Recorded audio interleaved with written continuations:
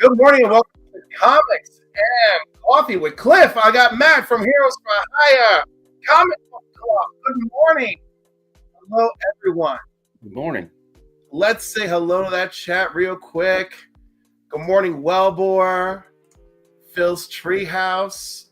We're already talking about existential gravity, aren't we? Well, All right. Good morning, Christina Payne. Good morning, another pillar of our community. Thank you, Christina. And then we have good morning, Tony for Comiverse. It's Cliffy time. Thank you. All right. And Kevin, Random Reads, formerly Random Rips. Go check out his channel. We've been on with him recently. He's trying some new stuff, so please go support him. Comic-verse. Mr. Spock, channel member and everything, thank you for being here. Greetings. And Mike of Evil's Comics, good morning. Thank you. All right, Matt. Let's get into it. Why are you reading comic books? Because I love the stories. I love the art. And I think it's better than reading a book. At least you got some pictures. People make fun of it like, oh, it's Kitty. No. You don't know what you're talking about.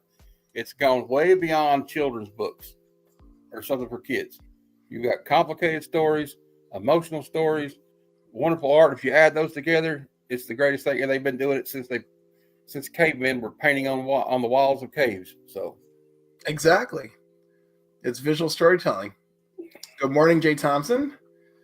That's from your channel. Very good. And I came prepared. I have my copy, 100% Colombian coffee, with a splash of vanilla, a pack of stevia with a little bit of pinch of sugar to kind of help the stevia along, and some whole milk. So,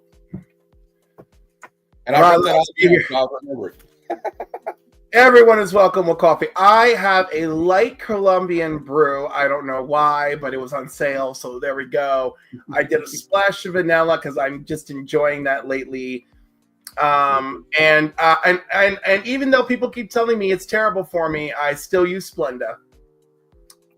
Because you know what? It's hard to make choices, people. It's hard. You know, and I bought it in bulk, and I'm going to use it. Hey, at least it's not like, sugar, I guess. I don't know. Although I like sugar. I had to put a little sugar in there because the stevia without sugar, my mom says it's not good. I like how Jay Thompson says, I have Pepsi, that's it, and his logo includes the Pepsi symbol. Yes. That's commitment. He's a big Pepsi fan. My friend, Kingdom of Nerds, Brucifer, good morning. Bruce. He's going to be on my interview show soon. Bruce. Excellent. That's a good time. How has AI impacted the comic book industry? Is it for better or for worse? Boy, you just came with a hard question. Definitely for worse on the art. And probably for worse for, I don't know about the comic book industry, right? Because writers can now throw it through a filter and you don't have to have a real editor look at your stuff. Oh, yeah. And what was the guy that worked at DC that got caught doing that? He was outsourcing it? Patia or whatever his name was. Yeah, he got caught for the art. And I think that was the most atrocious because this is art, right? And although we have to tread lightly because some people use Photoshop and other high-end things which incorporate AI into them now, right? So I don't know how fair we're going to be able to judge that in the future, but I think just using AI to copy yourself, to pump something out, and that Bettina was sloppy and didn't correct it. The double S Superman was the straw that broke the camel's back for him. Well, a lot of the technology, a lot of people don't like the way it's going, but even the older guys like McFarlane, he's embraced it. He's got not the AI, but he uses the digital pad to draw. I've watched the videos of him doing it. Right, but you're still, it's your hand. Yeah, that's right. It's still your talent creating things, right? You're still doing the work. So I'll support that. I just won't support just gross negligence. Oh, keep paying me for covers, And really though, the thing is, you're not going to ever get better than pencil and paper. Yeah, no, and that's why I love these guys drawing at shows, real artwork. Oh, warms my Yeah. heart. I love watching Daddy Warner Johnson's show. Like he'll do a live stream, he'll just draw the whole time. It's just I love watching it. Or like watching Peach Momoko do a watercolor. It's really Yeah, it's very impressive. Sticks, good morning. Good to see you. hello. Another member of the Kingdom of Nerds Renovision family. I just think artists should let it be known they're using AI. Let the consumer decide if they want to buy it or not. I mean, Yeah, maybe. a little, but also like kind of like I don't know. You know, I don't want to go that way. And listen, it's not that fair. I mean, a lot of things that I do, you know, I use AI to assist me with, you know, because it is genuinely helpful, you know, and it does a lot of work getting your thoughts together and stuff. So My YouTube logo is an AI picture of me, like as Akira. So, I mean, it has its uses. Exactly. But like as far as like if I'm going to pump out a book and say I did this art, and I think it's a little different. It's like because then at that point, are we taking away the creativity that anybody could do it? Then like me and you could make a cover, you know, right? without even drawing. You know. But like the only thing is like we don't have the skills to correct it. That's right. That's true. Like so that's why I thought Matina was particularly sloppy because you have the skills to have corrected it. You just correct it, you know. And that's why I got caught. Absolutely, why I got caught.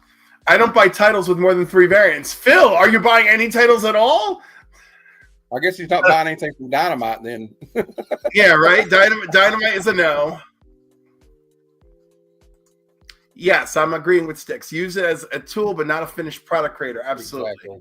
Yeah, I agree with that. It's a slippery slope. Be careful. Yeah, of course it's a slippery slope. It's really bad. But again, you got to go back and act like there's like creating your work using AI to correct or edit your work, etc., and then going back and making sure you're, you know, like it's going somewhere. Now, as far as AI is used to write it, though, I don't agree with that. Did you hear about Sports Illustrated? Like it was a few months ago, they got caught. Some of their articles were written by AI. That they instead of paying an actual writer, they were just outsourcing to AI. Well, yeah, because they gotta cut corners, and like I'm not justifying that, right? Yeah. But everyone is always looking to cut corners, and now AI is a way to cut corners. Why pay an artist when you can have AI create something? Now, it is handy. Like if you're selling eBay, they have a little thing where you can get the AI just to make a description for you. Yeah, which is helpful, isn't it? You know. Yeah, and a little dangerous. Yeah, it's a little repetitive though, you know. But like I think one of the really concerns with AI is going to be in college and high school campuses. People trying to pass off the writing.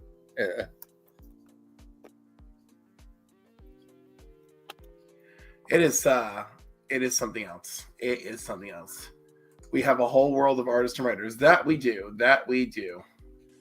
And good morning, Black Spider. And good morning, Poke and Joe. Hey, Joe. Joe, I already wonder what's in your coffee. I don't like AI. It looks fake, like CGI in movies. Yeah. Well, if somebody knows how to do it, like Jurassic Park. Yeah, it's got to be really well done. But that bad CGI, you know, I like bad movies. You know, so bad they're good movies, and I watch a lot of them.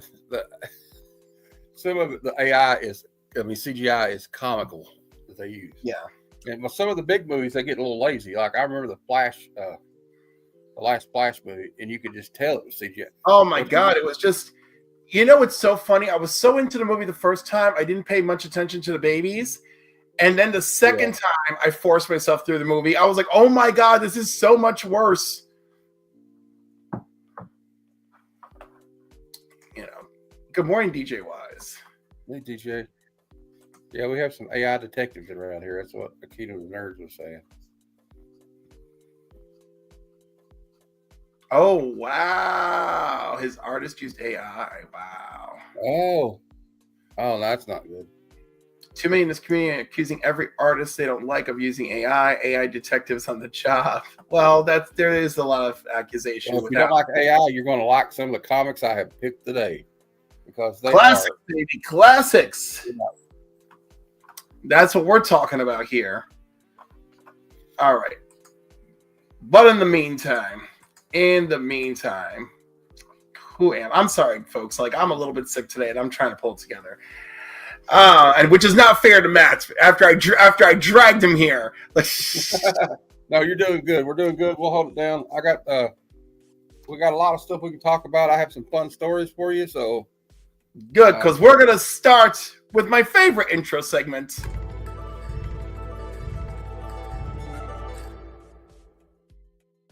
The comic of the week. I'm gonna put you in the hot seat, sir. Okay. Let's talk your comic of the week. My comic of the week is by one of my favorite artists I've discovered in the last 2 years, and writer, and also his collaborators are great too. It's The Moon is Following Us by Daniel Warren Johnson, Riley Rosmo, and Mike Spicer. And he always works with Mike Spicer. He works on them with Transformers, all this stuff. And I got issue. I've read 1 through 4. I reread them this morning, so I will be ready for this. Woo! And, reread them, damn. Yeah. And you know what? They were better the second time. I think my video may be a little weird, but it'll be all right. I like this one. And the one thing I like about Daniel Warren Johnson is going to have a little bit of a theme for me today. Is he likes strong female lead characters. He's working with a woman. Dead Earth was great. This right here is like about actually, should I get one out and show you some of the art? All right. Sure. It's about this husband and wife and their daughter, and she's like asleep and can't wake up. Right? She's stuck in dream world. This guy comes to help them. He says, "Look, I can save your daughter. I wasn't able to save mine, but she's stuck in her dream." Look at the back cover on this. You talk about not AI art. That's definitely not AI art. Wow. And so just a little example. It's like chaotic. They're in a dream world trying to help her, and she won't wake up. And the doctors can't help, but this guy, I don't know if he's on the cover, so I can find a picture of him. I can't remember his name, so you just have to forgive me. Sometimes, even if you read them, it's hard to keep track. Okay, you can see the little old guy up here in the corner there. He's like the wizard guy, and so they go into her dream, and so like her dreams, like what she dreams of, like you'll see her favorite toys, like you see the Toad down here with the machine gun. It's got the eye patch. Well, they lost her daughter's toy, Toad, stuffed Toad, and it got ran over and lost an eye. So he's like that in the dream. And then they run into, I don't know, didn't know it was a stalker. Yeah. Well, I don't know about that. But anyway, we got jokes today, though, comic verse. Anyway, that throws me off. But so, like, then they get to this point. I don't know. I don't want to spoil it for anybody who hasn't read it, so I better not say. But like, all right, do not spoil it. Just highly recommend. It's highly recommended, though. I mean, it's just gorgeous art. It's a great story. It's these people, and the other reason I like it, it reminds me of my own mother. Is how protective she was of me as a kid. Maybe a little bit too much, but like I remember when I had spinal meningitis when I was like 5 years old, and they thought it was going to kill me. They thought about me brain damage. You know how dangerous it can be. You get fever and swelling. They had to like stick a big like one of them big syringes in me to pull like fluid out of my spine. I don't mean to get graphic, but it was. I still remember it was very painful. The description alone is giving me lots of chills. She never left my side, though. And this woman in this book, she will do anything at any cost to her life to protect her child and bring her back from the brink, her daughter. And I can, any parent would do that. I'm not a parent, but I can imagine that any parent would do that if they were worth a damn, right? So there you go. Moon is Following Us. I'll show you the other ones again. I just took that one out of the bag. Well, I don't have to take them all out. But I like this one right here. It's just, I don't know. What I like about Daniel Warren Johnson is it's just like, look how much is going on here. And it's just, but it doesn't overpower you. It's pretty cool. It's like, you see all this is coming out of her head, so that shows you this is a world of her creation they're in, and they can go in and out of. And there's her mother. Awesome. And this is the one I was talking about, her stuffed toad pet or toy. I like how he's got a crown and champion. Two machine guns. So there you go. That was my pick. If you're not checking it out, pick up the trade when it comes out. But I have issue 5 and 6 on the way. I pre-ordered them on my FOC, and I will be continuing this one. I dropped a lot of books, as you know, because I'm trying to get to Heroes Con and save money just like you. But this is a great book. If you get tired of the superhero stuff, get this. It's a quirky story. It's fun, and it's got a lot of heart. And I don't. You did great, and I agree, because Daniel Warren Johnson's got the goods. All right, for my pick of the week, it's not even a lot of effort. It's just, and it's very biased. I've been very supportive of the new champions. So of course, new champions #1. I'm all about it this week, and it is written by Steve Fox. And of course, this cover, the Luciano Vecchio cover, because I love Luciano Vecchio. Yeah. And no, although he uses a computer, it's all his art. And anyhow, I've been following the story from the pages of Spider-Woman, and this picks up very well from where we left them with Spider-Woman trying to decide to become their own heroes. Yeah. And how nice that Gary over on the West Coast Avengers is picked up the Spider-Woman story, and he was in touch. I wrote to Steve Fox to tell him how much I enjoyed this arc on Spider-Woman, and he wrote to tell me that Gary would be picking up the Spider-Woman story and that he would be picking up the new champion story. And anyhow, neither one, has not. Both have been enjoyable, and but this week it's going to new champions. Even though I feel very biased because I love them so much, because I'm so invested because I just love the sidekick superheroes so much. So, and there was a first appearance in there too, right? Yes, this cover. This is the first Kid Juggernaut on the cover. Okay. And I think this dude with the arms over here, I believe it's his. Sorry, this dude here, I believe it's his first appearance as well. Well, you know what, Phil? Phil, Cliff, I was looking at the comments. Cliff, you convinced me. I think I'm about to go back and get at least issue 1. Yeah. So, at least issue 1. It's and look, and it's weird because people are like, "Why do you like Spider-Boy? Why are you chasing the new champions?" And I'm like, the books are just fun, and sometimes you just want comics that are fun. And I know he gets a lot of hate, but the guy that's writing, why can't I remember his name? It's early in the morning, so you have to forgive me. Who's writing Spider-Boy? Yes, I know he gets a lot of hate. Yeah, Dan Slott. Yeah, I know he gets a lot of hate for what happened on Amazing Spider-Man, but I think it gets a lot of unfair criticism for that because they hamstrung him immediately off the rip of Amazing Spider-Man, and he's an excellent writer. And I think Random Reads is reading it. He says it's great. So.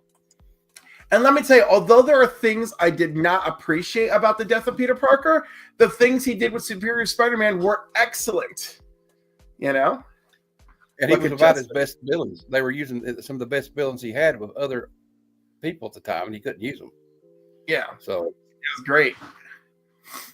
And I like when he used Superior. At one point, he used Superior Spider-Man to make his own Superior 6 instead of Sinister 6. But all of them couldn't get out of their head that they're working with Spider-Man. It was fun. And I want to recommend that there's have you ever watched the Kevin Smith's podcast he does called Fat Man Beyond? I'm aware.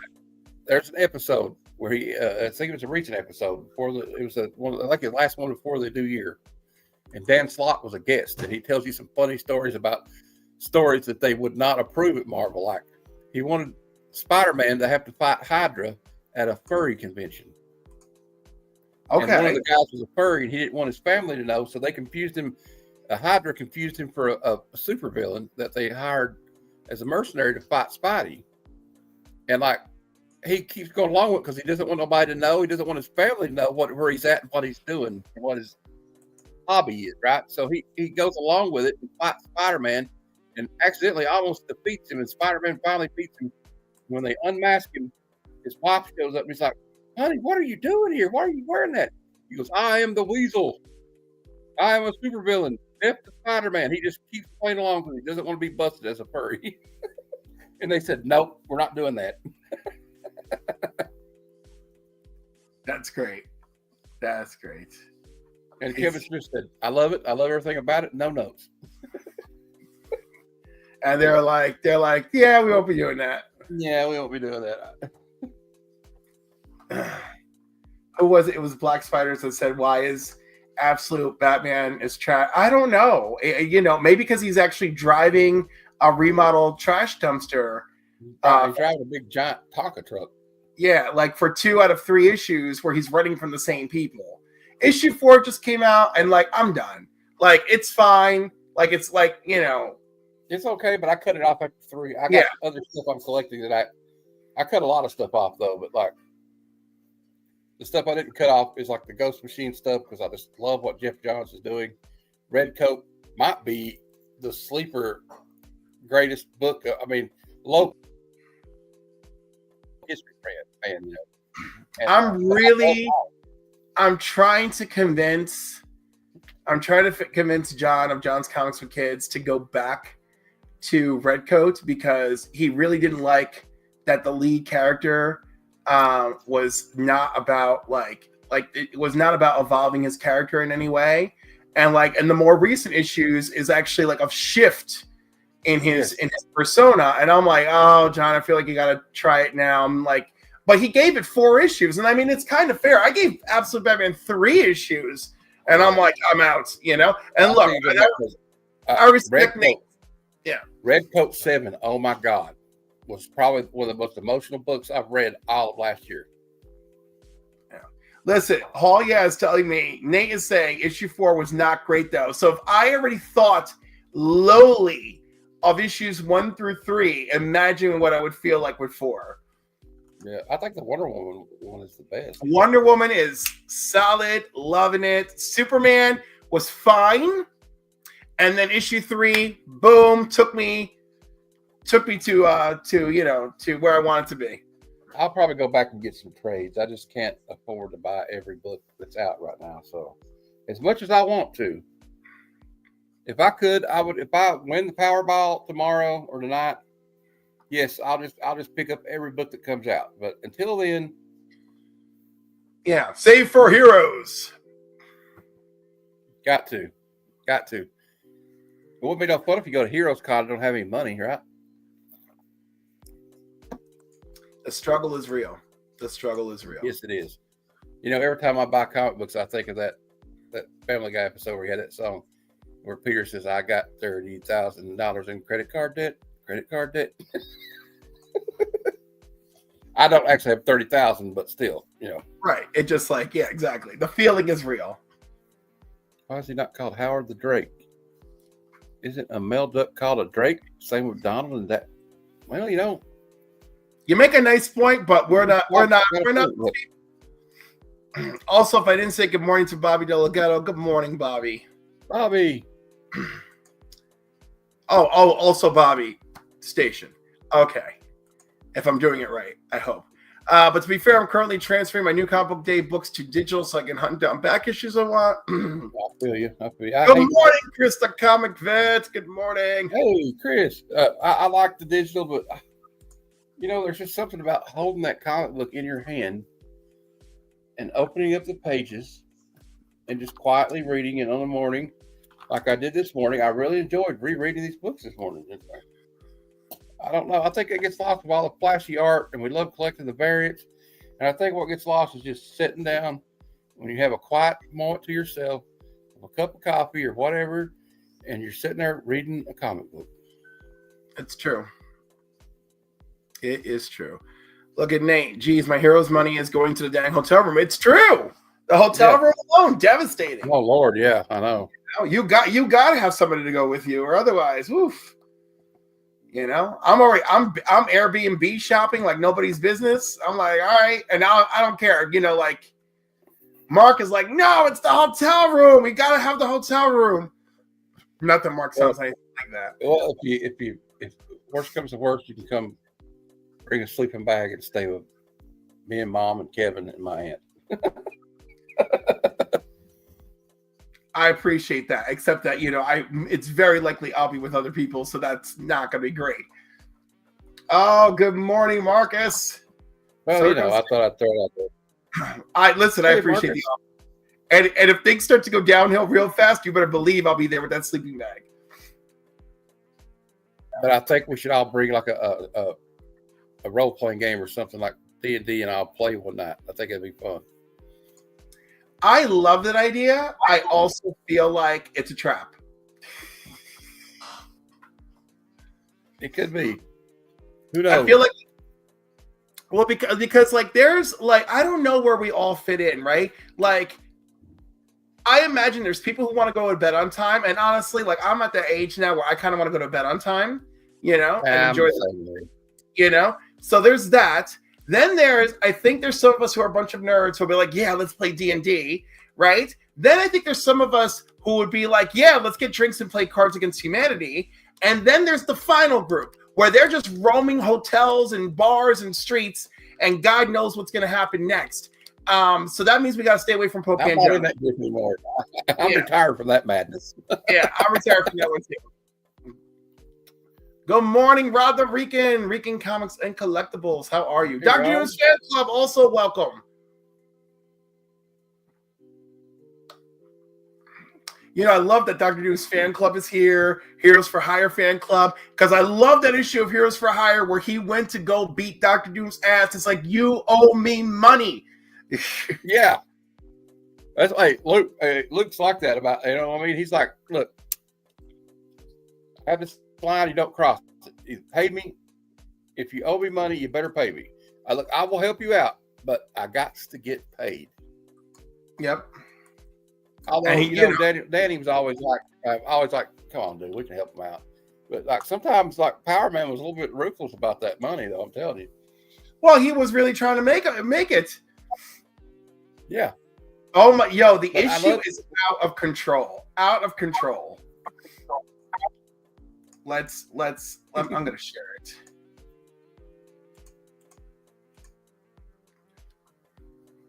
When my men reported a crazy black man in the Fantastic Four's craft, I knew it had to be you.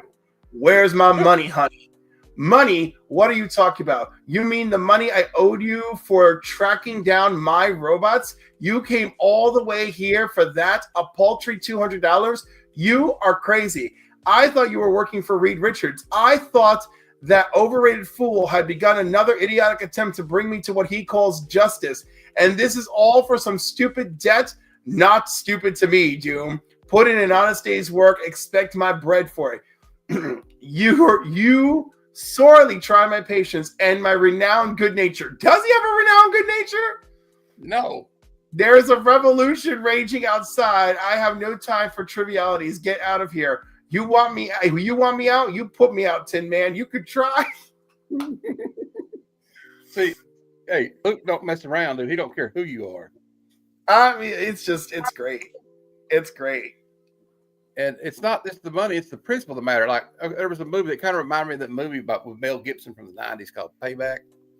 And they leave him for dead, and they stole his $50,000. And he goes after the mafia guys, and like he could have asked for as much money as he wanted to. He said, "No, I want the money you stole from me. It's $50,000." They're like, "You're doing all this for $50,000?" He's like, "Yes." Why does everybody keep asking me that? Yeah, and I don't know. I don't know. But this is a good segue. Look, $200.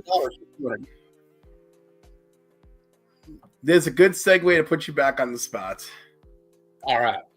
Let's get into our Bussy Busters.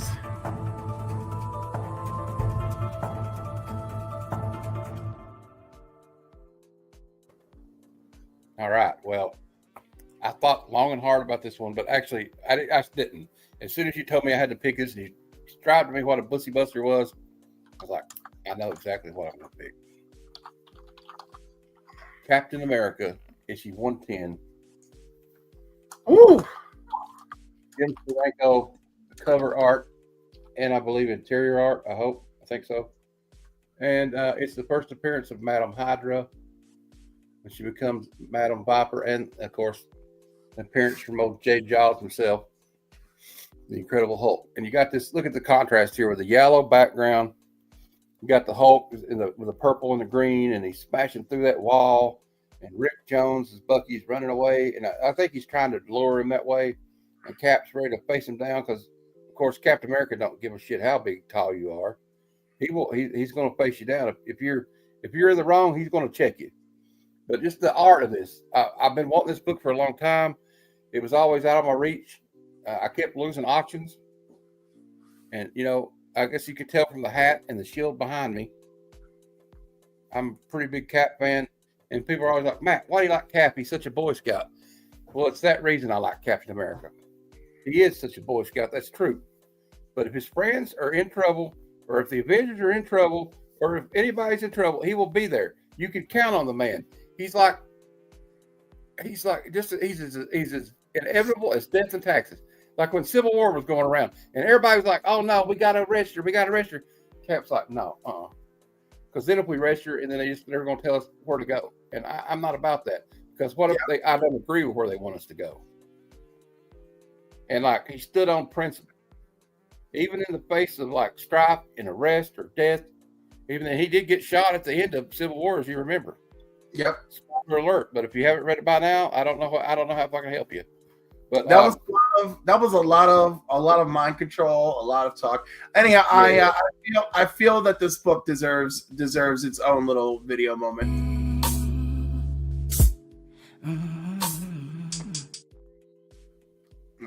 Yes, it does. It's a perfect Steranko cover. It's great. It's action packed. It's colorful. It literally screams Captain America. And you know what the other great thing is about Captain America is you could always I said, damn it, I had it on the tip of my tongue, and I can't remember. It was another thing I like about him. No, the fact that what's compelling about Captain America to me, especially maybe not the Golden Age, even though I love the Golden Age Cap, but even though it's priced out of I can't really afford that kind of stuff. Maybe one day, but when he came back, the Silver Age Cap, when they got him out of the ice, it's such a compelling story. This man's out of time. He was frozen. Everybody he knows is gone. He's in the future. He don't know what to do with himself. He don't know what to do. So he throws himself into being a hero. That's the only thing he knows how to do. And just seeing the character development over the years, even when he became Nomad, all the stuff. This way, Captain America. If there was any hero I wanted to have my back, it would be this man. So that's all I'll say. I guess I bored everybody enough, but I love him. No, that's good. Captain America is solid. Absolutely solid. Love him. I love everything about him. My God, those Golden Age caps, woof, they are all four figures. Yeah, man. All of them. Probably even if they don't have a cover. even the 2.0s are in the early thousands. My goodness. All right. We're going to get mine in here. And mine is a character I only heard of during Comics Curing Cancer. Sometimes I'm just fascinated by what I don't know. And it's Joe Palooka. And this is Joe Palooka number 32. All right. I remember when you won that, I think. Right. And then when I won it, I looked it up on the CGC census. And this is the only copy of the book on the CGC census.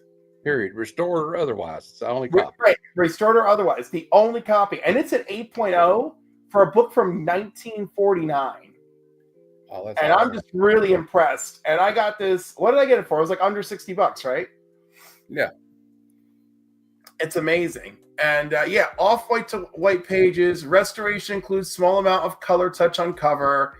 In this issue, the fight Joe Palooka was sure to lose. So after Comics Curing Cancer, I looked this dude up because I didn't realize how popular the character was. There's a big Like he was definitely a national character. This is Joe Palooka monthly, and Joe Palooka was like in the dailies too, so it was always there. So this is my second Golden Age slab. It's this and that Action Comics with Jimmy's first cover appearance.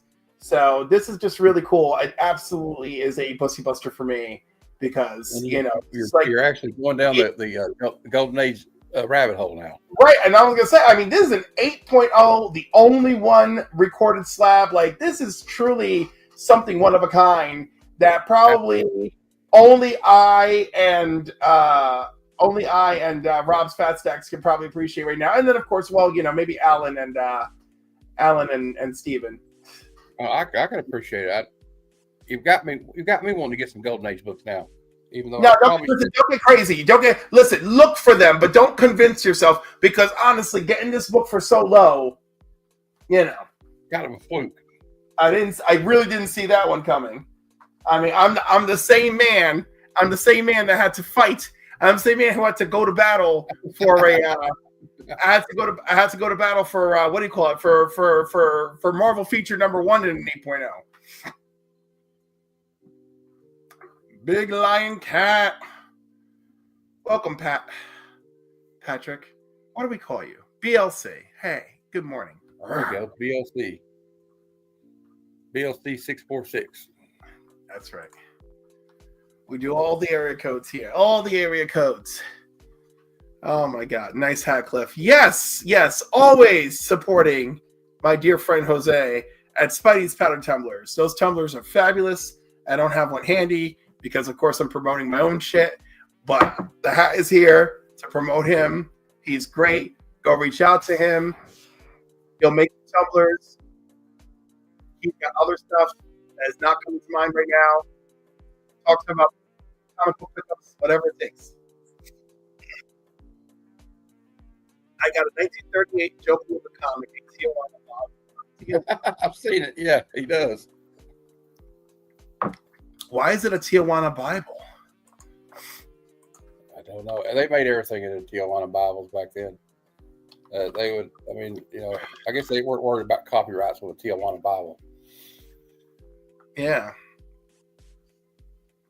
It's circa 1935. I found a picture of the little what do you call it? The little flip book. That is wow. All right, so we got a time travel for that. Holy cow. That's huge. Mm-hmm.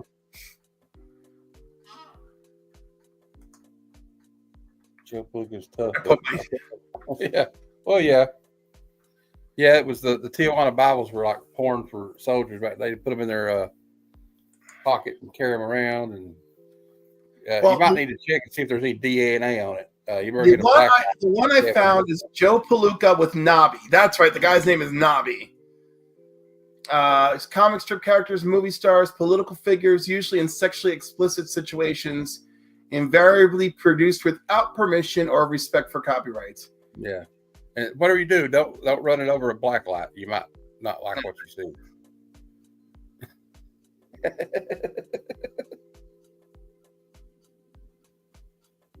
Interesting.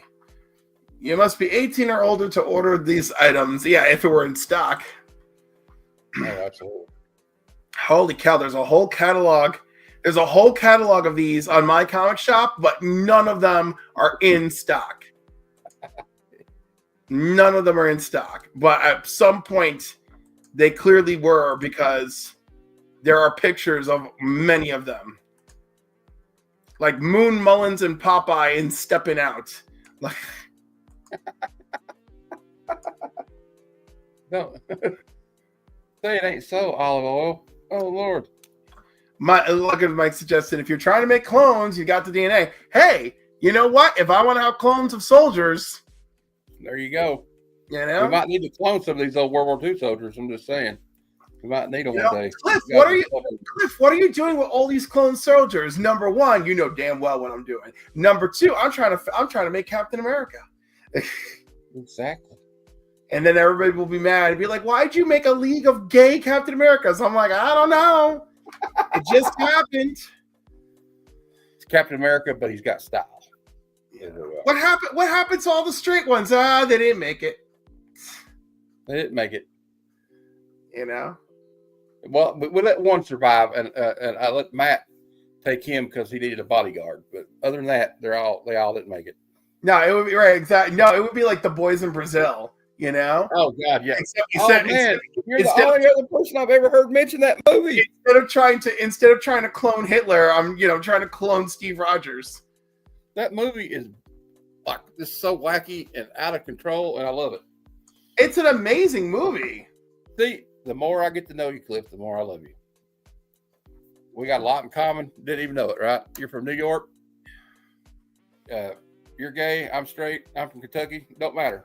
We got a lot in common. Just proves right there it don't matter. Yeah, but it's funny because we're the same age, right? Mm-hmm. We have similar mom upbringings, right? Yes. And then comics were really a piece of solace for us, right? Absolutely. Yeah. So yeah, it goes to show you're right. In the beauty of this community, we have lots of ways of connecting. Is this like the Step Brothers moment we're having? Did we just become best friends? It's gonna at the rate that we're going in 2025. It's gonna be you, me, and Nate just walking around. Walking around, what do you call it? We're gonna be walking around Heroes Con. And it's like, let me tell you something about my best friend. You know, I'm all about it. I'm all for it. Hell yeah. Nate's gonna be like, don't give him too much credit. Cliff was trying to find a different voice from Brazil movie. Hey, the movie I was looking for was from Prague #1. Okay. And I found it. Yeah. And he just happened to find another cool movie while he was looking for it. There you go. Yeah, it's a great movie. Good morning, Rich Velvet Joker. Go check his channel out, folks, if you can. And go follow him on every platform because he's got lots of fantastic shorts on Instagram and TikTok and Facebook and other places I don't know the name of. The Boys from Brazil was the first movie that Steve Guttenberg was in. Yes. And shout out to him because who knew that Steve Guttenberg, who played Mahoney on Police Academy, was in 3 Minutes of Baby, was the hero we needed. But he's up there in the Palisades, commandeering people's cars, saving people's pets, trying to help the fire department. So shout out to him and all my people in Southern California. I hope it gets better. Sorry, Cliff. I just figured I was. He is such an interesting guy. Yeah, I can't it just, I've always I've always had a special place in my heart for him, him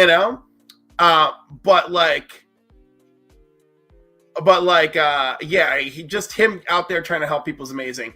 The Boys from Brazil, what a phenomenal movie for him, right? Plus you get Gregory Peck and Sir Laurence Olivier, all right? Yes. Like the movie is like top notch madness, but top notch, Yeah, it's wacky, but it's got a little bit of history in it, but a lot more sci-fi. But because the Joseph Mengele did escape, he did live in Brazil, but I'm sure he wasn't cloning the H-man. I'm not going to say his name. I'm not going to give that guy any love at all. And it's just and it's scary as hell too. Even thought of it, But it's got a little bit of truth to it because a lot of those guys did get away and they did go to South America. Oh yeah, unfortunately. Yeah. Listen, and some of them had to stay home and rebuild. All right, so this is funny. So Spock's grandfather is Gregory Peck. The Spock he is referring to is the Spock on Strange New Worlds. He is Gregory Peck's grandson. That really? gorgeous man playing Spock is Gregory Peck. I had no idea. Yes. And Gregory Peck, what can I say about Gregory Peck? To Kill a Mockingbird. Phenomenal. One of my mom's favorite movies to watch together. Don't ever read the second book. Don't ever read it. I won't. No. I wondered about it, but I haven't read it. But I did. I see what she went for, but also that book should have never seen print.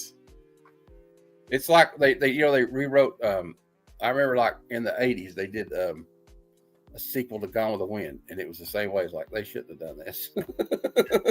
And the thing is I completely respect what she did, and I understand what she did, but I really wish she hadn't, right? Because she made it very true to life, right? Yeah. And she made, Scott returns home as an adult. We find out that her brother never made it to the age of 20 or never made it past the age of 20. Mm-hmm. And we find that Atticus, who is her childhood hero, is now far more conservative in his old age. Oh, no. And she reflects on that, but the sad truth is it's a reflection on real life, Yeah. I mean, yeah. Or like also like, sometimes your heroes can let you down. But Atticus, Finch, they shouldn't have done that to. They shouldn't have done him dirty like that. I didn't know they did that, but just because of him having in the face of that whole community trying to turn against him for doing what he was doing, he did the right thing, even if it didn't work out. Same thing with Captain America. I just love characters like that. Even if it doesn't work out for them the way they wanted it to, they still do the right thing, even if it's like. Because I could imagine after To Kill a Mockingbird, his law practice probably suffered for doing that. And that's what happens a lot of times and stuff like that. And like, but I just, I don't know. It's a great story. Gregory Peck also, if I have any war movie fans out there, check out The Guns of the Navarone. Oh, yes, The Guns of Navarone, yes. And they have that guy, dude, I saw the movie poster as a kid in a magazine. So I got an issue of Life magazine. I can't remember if it was because Batman was on it or Superman was on it. Yeah. But in the magazine is a page with the ad for the Guns of Navarone, right? And it's got, what's his name? The guy who, the young man in the movie, but it was like, yo, so-and-so sings, and it's like, it's so funny. Oh, yeah. And Anthony Quinn's in it, and he's an amazing actor. I always liked Anthony Quinn. But yeah, I know you know all this stuff too. I love old movies. I used to watch. I do not love old movies. Oh, okay. But we were forced to watch this in high school. This and The Bridge Over the River Kwai, right? And I enjoyed both films. And the other one that I actually just said, okay, I'm going to watch it just to watch it, and it blew my mind, is Lawrence of Arabia. Oh, well, I have some I would recommend for you that you may like. We'll talk about it later. Alrighty. You might have seen them, though. But Lawrence of Arabia is epic, by the way. Yes, I love that movie. It's a great movie. It really, and it's beautiful. Absolutely beautiful. Good morning, White Tiger. Man, it's a great cast. Let me tell you something about Sir Lawrence of Arabia. That very same desert that they filmed in is the exact same desert where they filmed these Dune movies that have just come out. Oh, okay. And that's why I had a severe dislike of the first Dune movie, because I'm like, you went to one of the most majestic and alien looking places on Earth, and you forcibly made it look like this when it looks so spectacular. And then Sir Lawrence of Arabia just has such a broader story. Unsung actor in that movie. Well, he's not unsung as an actor, but he's not as much in the movie as like the main characters. But Omar Sharif is in that movie. Oh yeah. Hold on.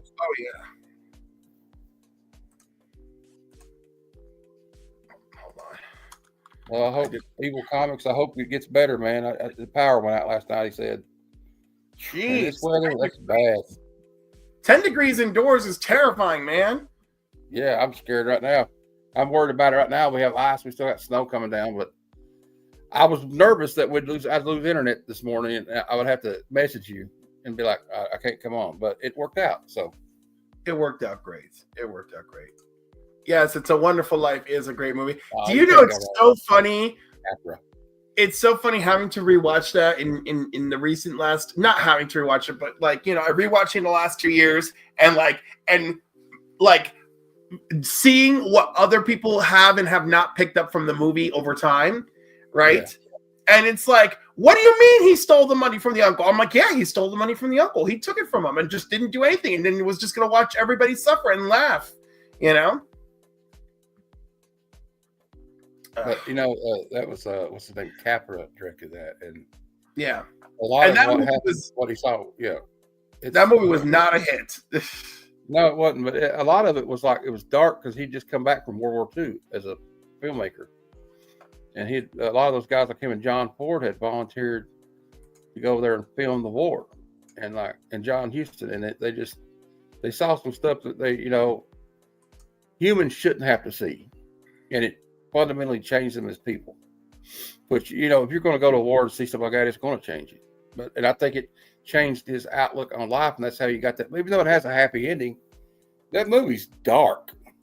It's totally dark, but yeah, it's got a great villain though. It's got a villain that's easy to hate. Oh yeah. But speaking of dark and things not everybody should see, it's time for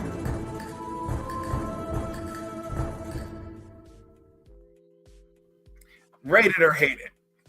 This week's Rated or Hated is brought to us by The Cover Price 2-Year Reflective from January of 2023. Let's begin with the first. It's a real classic. It's Spider-Man 2099 #1. I'm not even going to read the intro. If y'all don't know by now, y'all don't know by now. Mm-hmm. Rated or Hated, Matt? Rate it. You meant what I do to rate it? Just give it a 1 to 10 or something. 1 to 5. 1 to 5. Okay, 5. 5. I'm gonna give it a 5 too. It's a great book, a great collectible. And ultimately, I'm gonna say, I'd be proud to have it on my wall. Especially in a 9.8, which seems to be more affordable than I realized. Yeah. All right, that one was pretty easy. The next one, we're reaching a little bit. Number 9 is Poison Ivy #8, the Jenny Frison foil 1 in 50 cover, which actually has gone up in raw value. So surprise, surprise. Rated or hated? Well, look, it's not. Look, I love Jenny, but that's probably not her best, not my favorite work of hers. But I'll give it a solid 4. I'm going to give it a solid 3. I know and mostly because A, the book has been pretty solid, Poison Ivy. B, because Jenny Frison's got her own fandom, so that alone is worth it. It's not particularly for me, but I could see why people would still want to get out of this. Now, I have no idea about the story. I'm just going off what I see of the art. So, can I change it to 3? Because I don't really know about the story. So, I think she's got better covers. Like she did the Spider-Gwen Spider cover she did recently, or a few months ago. I love it, and like the Dazzler cover she just did. I don't think it compares to that. But so yeah, I'll have to go back. I don't know if I can retroactively go back, but I'll give it a 3 as well. Yeah. I'm not trying to copy you, but you kind of convinced me that it probably is not a 4. So good morning, MJ. Hey, MJ. All right. All right. So I am believing that Black Spiders was giving Spider-Man a 7 on a scale of 1 to 10. Rich was giving it a 9.5.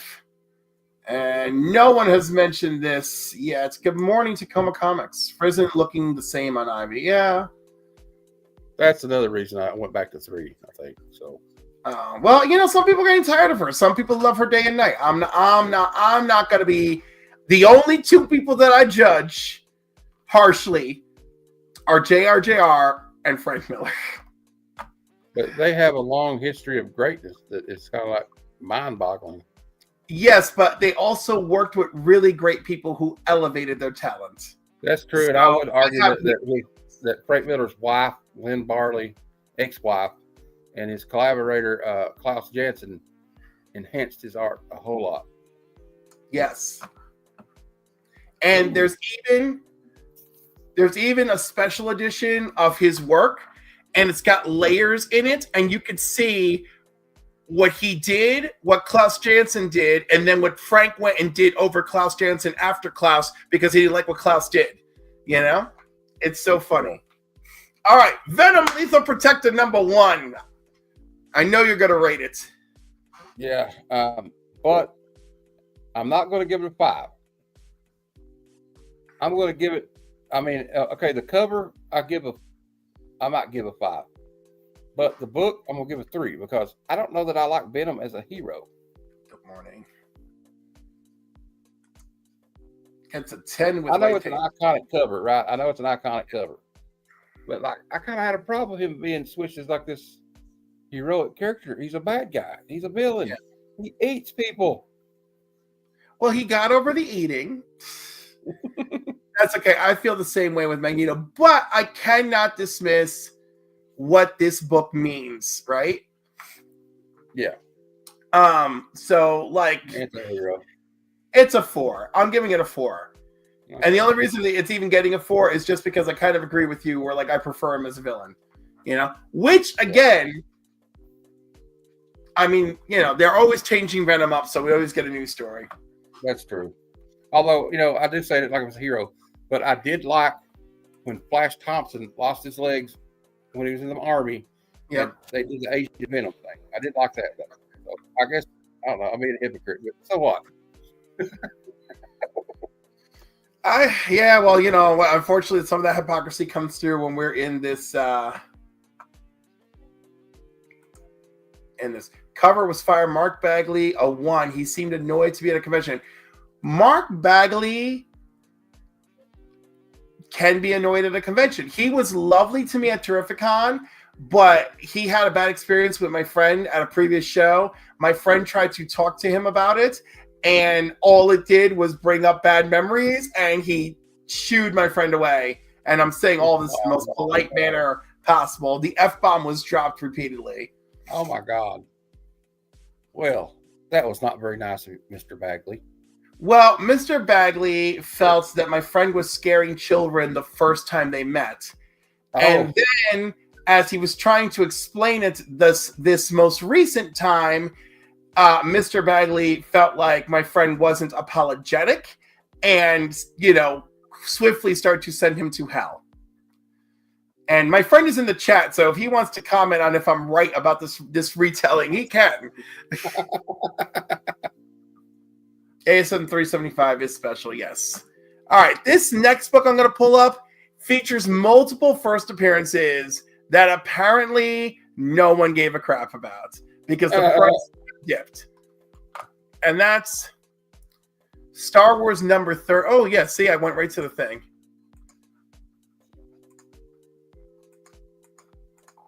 Star Wars 30.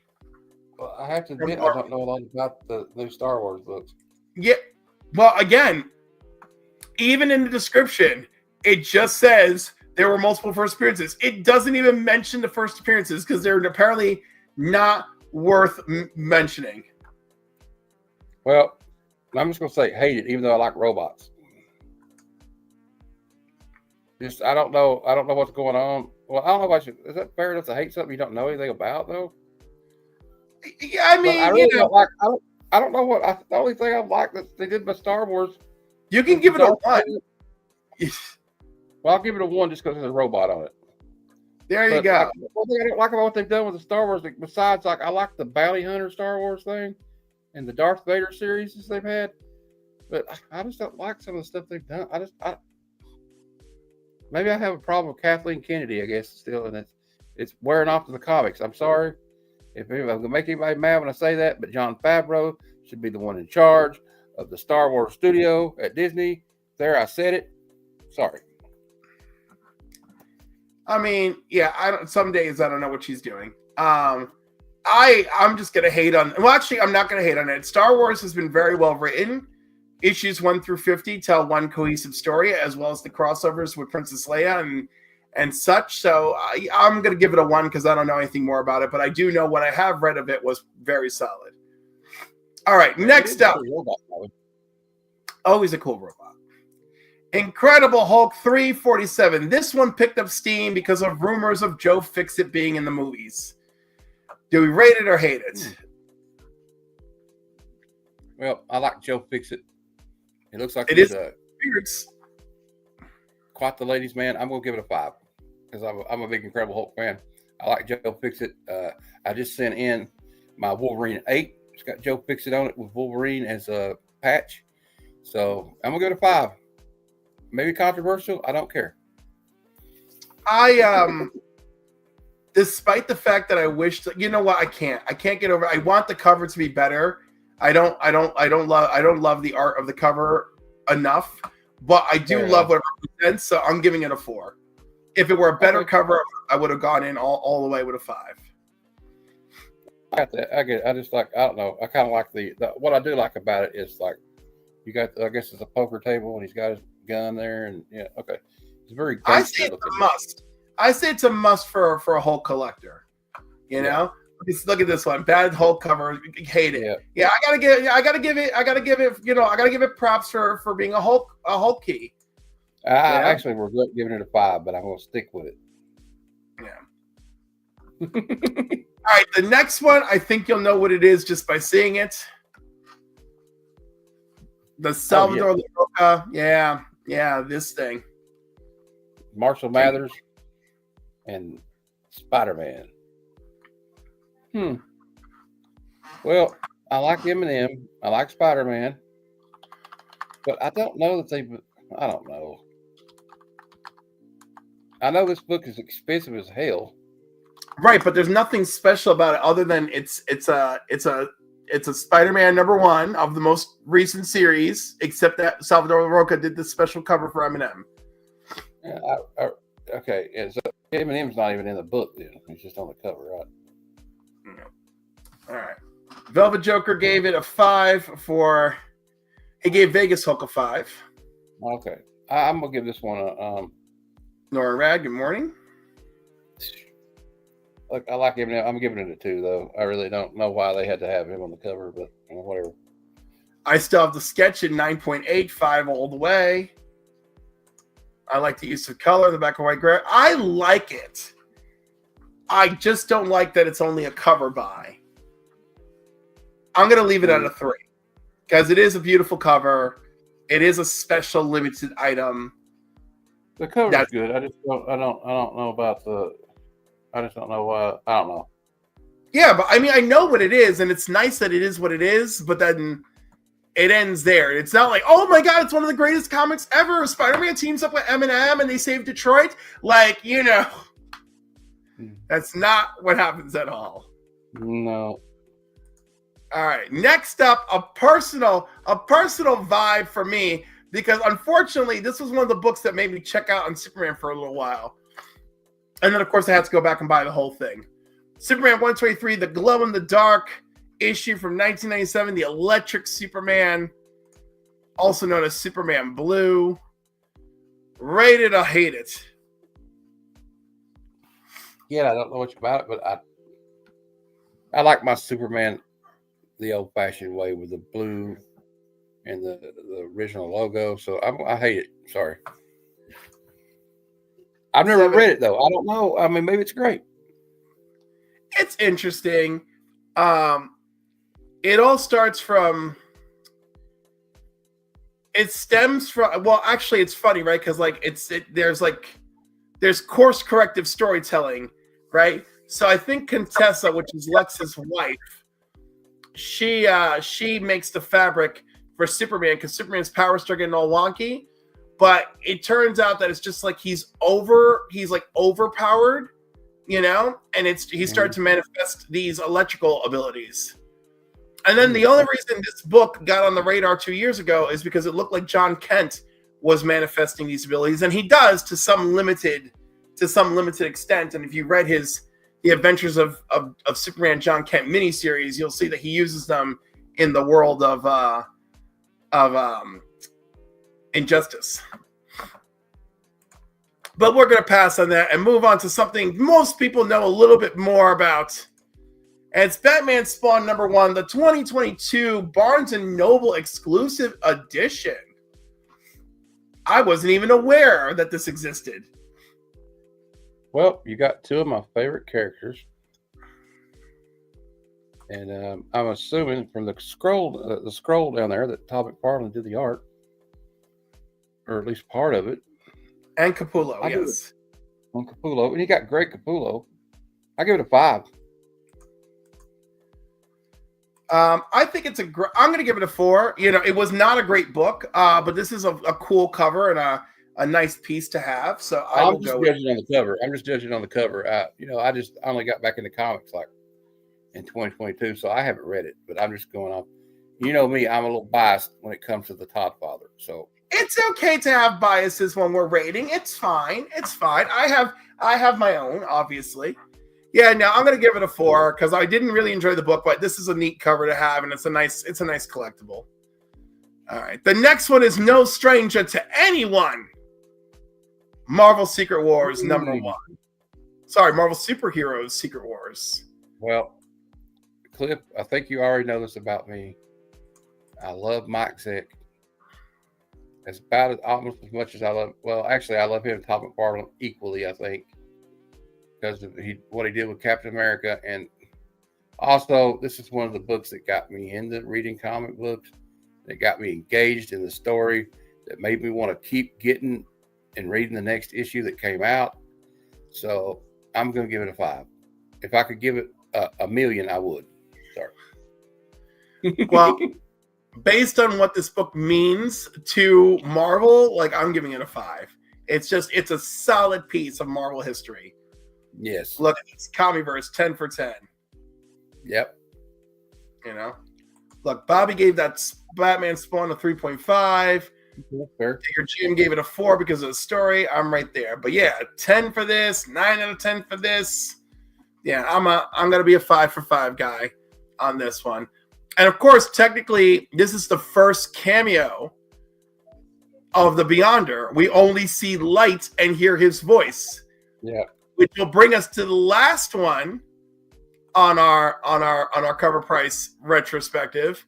Secret Wars 2 #3. This is the first full appearance of the Beyonder. What a shame that is. Yeah, that's kind of weird. Well, I will give it since it's his first cover appearance. And I kind of look back at this time period with rose tinted glasses, so I'm gonna give it a 4. I'm giving it a 3. Where he's like this. He's like, yeah. Yeah. I'm giving it a 3 because Secret Wars 2 is basically trash. But again, the importance of the Beyonder's impact in Marvel history, it's getting a 3 for me. It's a solid collectible. I'll never go away. But everybody else is. I gave it a 4. I gave it a 4 because the story's shit. Yeah, everyone's giving 5s to the original series though, which is great. Absolutely. All right, and that ends this session of. Oh my gosh, where is it? No, that ends our session of Rate It or Hate It.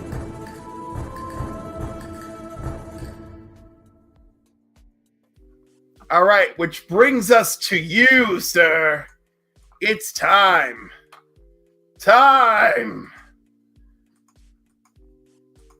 for me to remember something. Do it. I'm ready. Secret Wars 2. I've been preparing for this all week, so you know. I hope so. No, I'm kidding. I know so. I know. All right, time. All right, it's time for the 5-finger shuffle.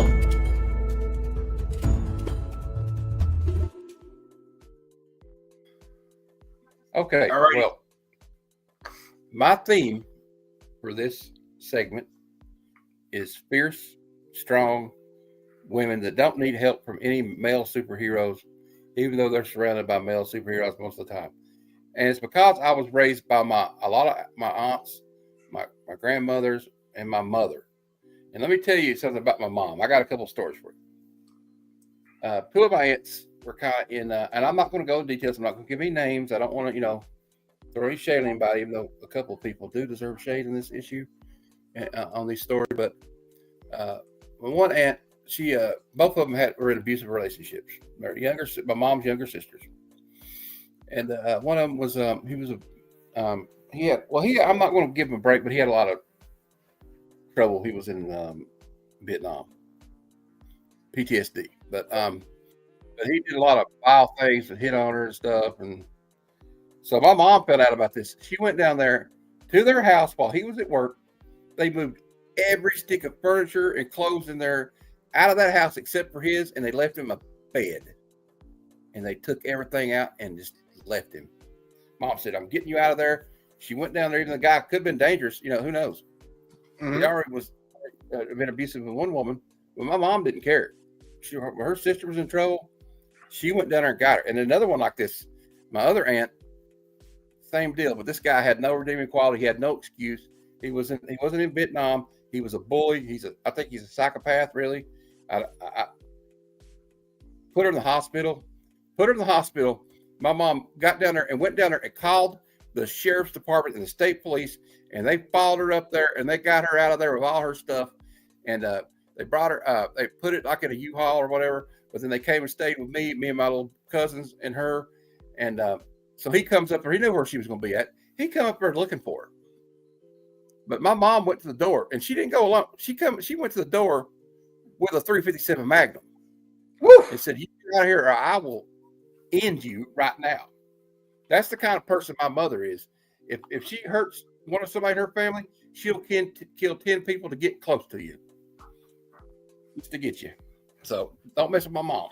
She's 78 years old, but I still wouldn't mess with her. I'll just tell you that. But anyway, so we'll get into it. Now, my first one is, and Cliff, another thing you probably know about me and a lot of people in the chat know is I love G.I. Joe comics from the 80s.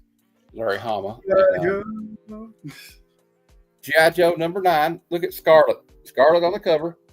Yep. And it says, if Scarlet should fail, war. Well, we know one thing about Scarlet. She's not going to fail. This lady is a ninja. She's a martial artist. She's surrounded by a bunch of male soldiers. I mean, we got CoverGirl and Lady J, but when it started out, it was just her and CoverGirl. But she's surrounded by all these tough men, and she stands out, and she's probably tougher than some of the men. And look, she's hanging from a helicopter.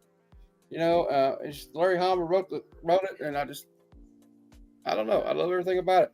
G.I. Joe was my gateway drug to comics. My dad, but not that I'll say that, not that I didn't have strong male influence. My dad, my stepfather, grandfathers, but anyway, and it's a newsstand. I don't think I paid $20 for it, but we're not talking about how much we paid for stuff or if it's a key.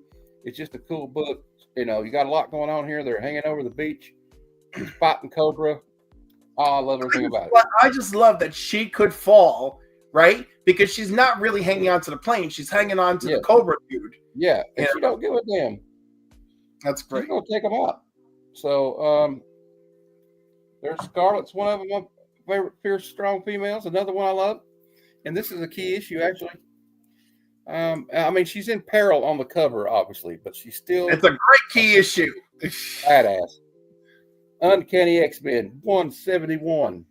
Rogue joins the X-Men. They weren't too happy.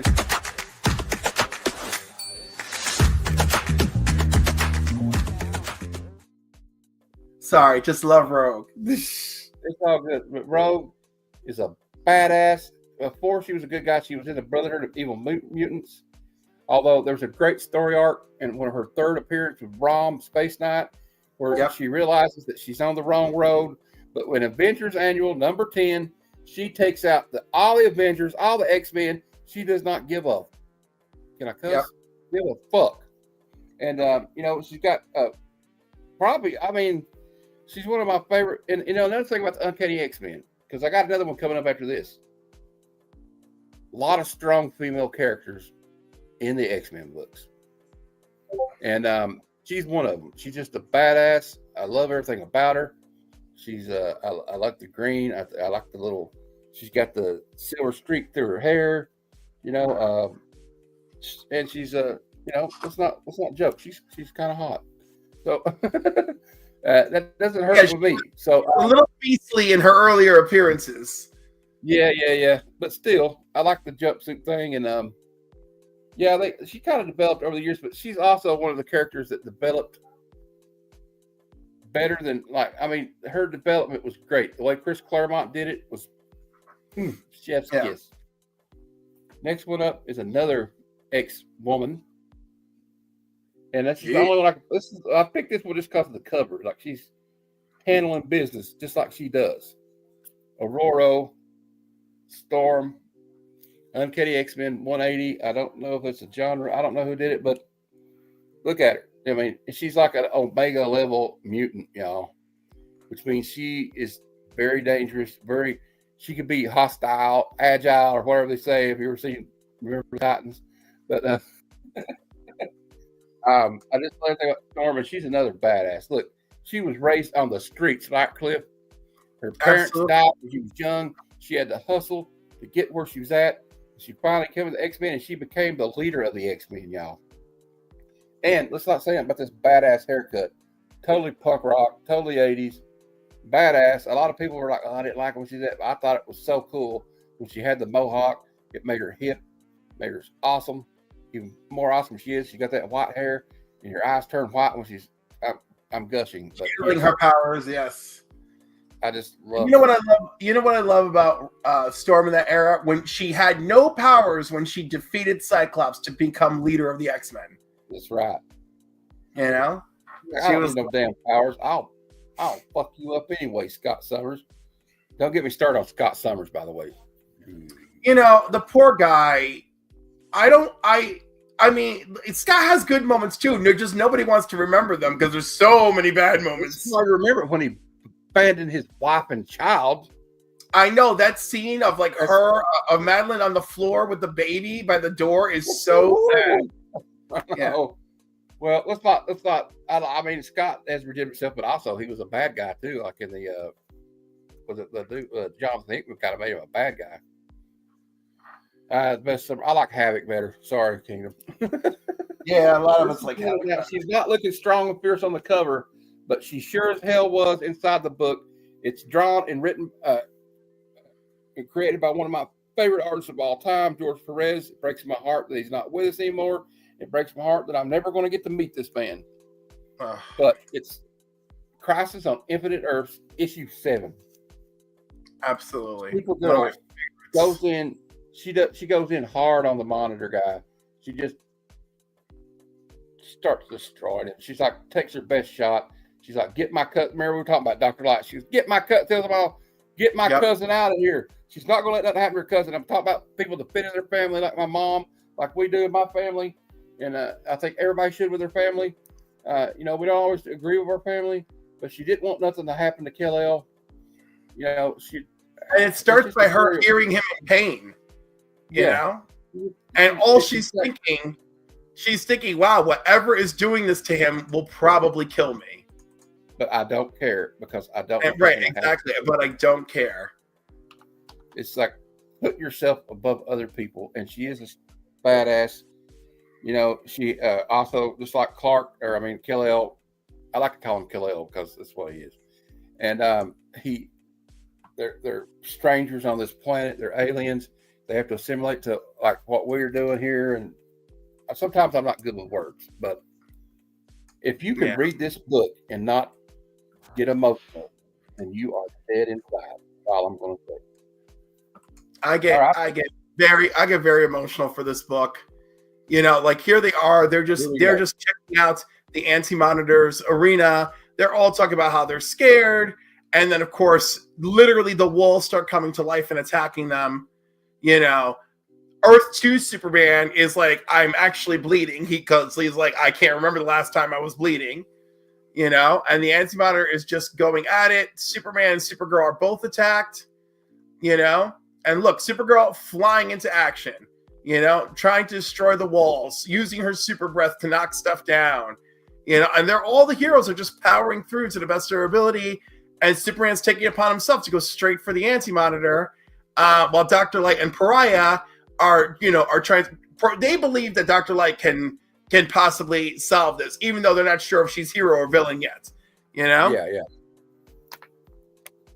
But she's all about going after the Anti-Monitor. They find his weapon on this planet. Superman goes in, bam, he gets hurt. Supergirl's super hearing. She catches it, and then boom, flying, smashing through everything. Dr. Light, it's nothing. It's like a pot shot. It keeps going. Supergirl just keeps flying. Pariah's like, death is all around us. And she's like, nope, there's always hope. And she just keeps going in there. And then boom, through the wall. And she's just nonstop, relentless. All my life is the greatest gift. But you you're a blasphemy of life. You don't deserve to survive. The only time Supergirl's ever talked about killing anybody, you know? Yeah. And they are getting blasted. When I move, take Superman, find the others, move. You know, it's over. Get my cousin out of here. Go now. I just love all of this. And I'm then when the emotional right now looking at it. I'm getting emotional right now looking at it.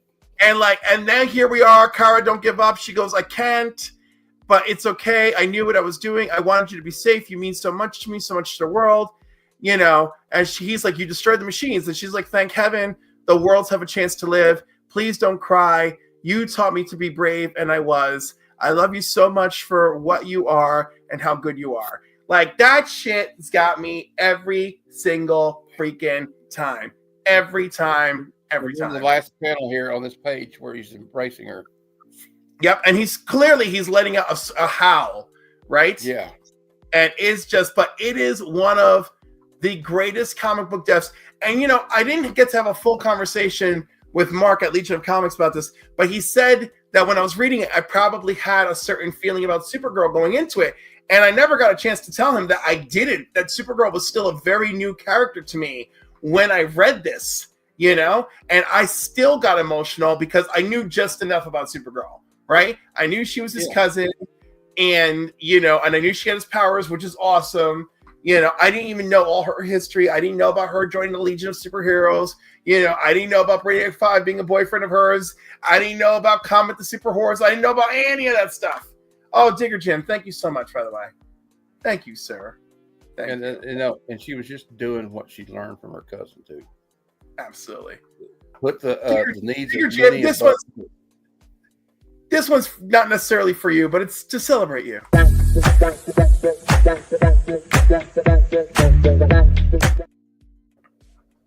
I do have one more, my last one. Okay, I'm sorry. You brought that one up. I had to go all in.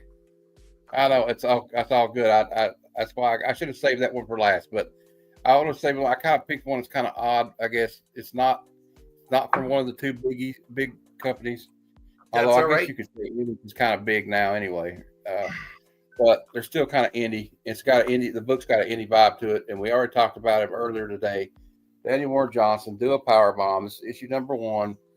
And the character is Luna Steel Rose. And this is another emotional book. Like, her mother is a wrestler, and, like, spoiler alert, she doesn't make it. She gets hurt in the ring, dies, and she wants to come back and pick up her mother's mantle, do her mother proud. And all the other people in her life are trying to hold her back, like, no, we don't want you to get in there. You know, kind of like A Christmas Story. We don't want you to get a Red Ryder BB gun. You'll shoot your eye out. He didn't give a shit. Ralphie didn't give a shit. That's kind of superficial compared to this, though. But, like, she followed her dreams. It's so beautiful.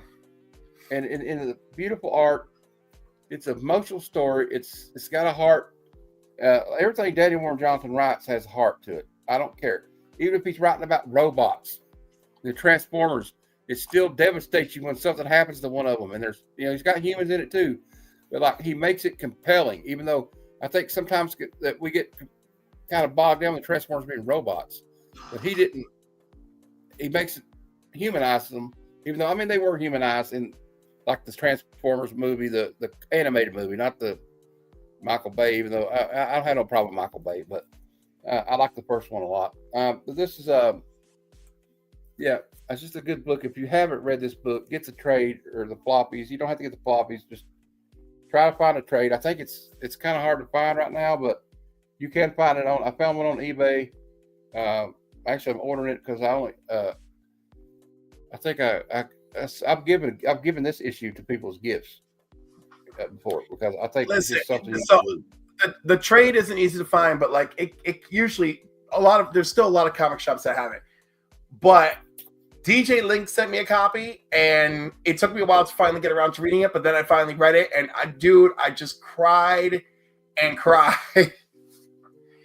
Like, but it was a great read. You know, I probably cried more than I needed to cry, but it was just so amazing. And like, it might be his best work ever. Yeah, I agree. Although everybody loves his Transformers, you know, okay, but, like, I don't know, do a power bomb, just, it did it for me. Well, that was Murder Falcon. Yeah. And he did great on Woman, Dead Earth. I thought was good. And there's another one I want to get that I haven't read, but it's like a collection of like digital, like web comics he did called Space Mullet. It looked kind of interesting because I'm trying to get that right now, but it's out of print. So I need to read Murder Falcon because I hear things about that as well. yeah, it's pretty cool. And he's got kind of like a quirky, irreverent kind of style to his writing and his characters, like that. The Moon Is Following Us. I mean, it's not. We know it's not humanly possible to go into somebody's dreams and do all that stuff, but it's a fun story. It's a fun ride, and it's a good way of introducing these characters that are fantastical, but you're being like, well, they're dream characters, so it makes sense. So he knows how to tie a story together, and he's a great artist. And if you've not seen any of his live streams where he draws, please go check it out. Him and Mark Spears, to me, are probably like two of the hottest artists out there right now. So incredible. All right, that was a fantastic list. I really appreciate you. Yes, we are getting verification. Murder Falcon is awesome. Murder Falcon is awesome. Well, I wanted to put a lot of skeleton is a whip. I love. Yes, that was my favorite part. I felt so bad where she was just like, because she like went to get Superman's like. I was wondering what she was doing, but then she used Superman's skeleton as a weapon. I was like, oh, girl. And it's so funny because it is such a Wonder Woman story. And, by the look of it, you're like, Black Label, I don't know. But then it really turns into a Wonder Woman story. Absolutely. And he kind of knew how to handle a Black Label story the right way. See, so I think some people kind of just got too caught up in the Black Label stuff and like trying to make it gritty and not really the story kind of, I don't know. Just my opinion. All right, Matt, as we wrap up, tell people where they can find you this week. Okay. Well, I have a show tomorrow at 6 p.m. Eastern called Sunday Super Show Extravaganza. I just like using the word extravaganza in a sentence. And it's an extravaganza bonanza. That's right. And we go over the preview for the new Comic Book Day books coming up for the upcoming week, the top 20 trending comics, and the hot 10. And we'll talk about movies, pop culture, and might even show a couple of comic books we just picked up if we have any. But I've been kind of like, the weather's kind of delayed a lot of stuff coming to me. So, but, and then on Tuesday, and they usually have the show on Tuesday, but sometimes I will schedule on another day in case somebody can't make it and I really want that guest. But this week on Tuesday at 8:30 p.m. Eastern, Comic Conversations, episode 10. My guest will be Couple Comics. So come check that out. Will's a good guy. And so I got some great guests coming down the pike. And I won't tell anybody just yet, but I forgot, and it just reminded me, I forgot to give you, I was going to give you the thumbnail so we could put it up on the screen, but it's too late now. But there we go. That's okay. Couple Comics, just go to my channel, please. And not only does Christina have all the links in the chat, but in the description, I have the link to your channel as well. Okay. So I was thoughtful this time. I appreciate you being here. It was a pleasure. You're fun. I've had a lot books of fun. Were great. I love how much we have in common. It's really lovely. Gore Vidal shows up. A companion to the death of Kara is Legion of Superheroes story, issue 16, about Brainiac grieving on the anniversary of that one is so good, especially with like him, like obsessed with like Sensor Girl, maybe Supergirl. And apparently it was originally meant to be that Sensor Girl was Supergirl. And then they're like, all right, we got to fix this, Hey, I might say Gore Vidal, that's a hell of a username. Yes, it is. He's a great guy. He's a great guy. And he's got a very tasteful and eclectic background on comics. I was very impressed when he was on the 1011. It was really great. Wow.